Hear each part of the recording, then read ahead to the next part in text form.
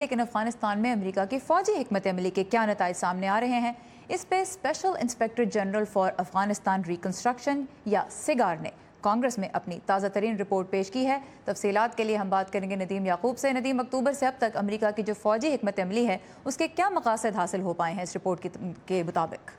یہ تازہ رپورٹ افغانستان میں امریکی کوششوں کی مایوس کن تصویر پیش کرتی ہے۔ اس میں کہا گیا ہے کہ گزشتہ 16 برسوں میں جن اضلاع میں افغان حکومت کا اثر و رسوخ تھا ان کی تعداد میں کمی آئی ہے اور طالبان اور دوسرے گروہوں کے کنٹرول میں اضافہ ہوا ہے۔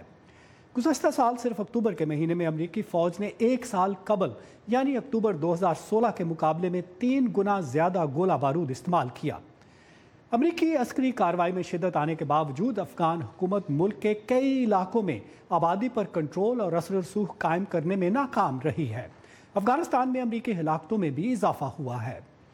2017 کے پہلے 11 ماہ میں 11 امریکی اہلکار افغانستان میں مارے گئے۔ اکتوبر 2015 اور اکتوبر 2016 کے مقابلے میں یہ تعداد دگنی ہے۔ ایک اور چیز جس کا ذکر اس رپورٹ میں کیا گیا ہے وہ ہے انسداد منشیات کا پروگرام۔ امریکہ نے افغان طالبان ڈرگ ٹریڈ کو نشانہ بنانے پر $8.7 ارب خرچ کیے۔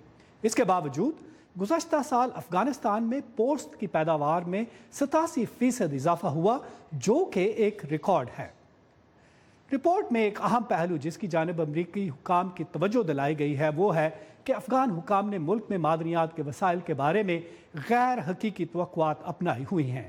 اس شعبے میں جتنی رقم خرچ کی جا رہی ہے اس کے مقابلے میں بہت کم فائدہ حاصل ہو پا رہا ہے اور امریکی حکومت کو اس شعبے میں امداد فراہم کرتے ہوئے احتیاط برتنی چاہیے۔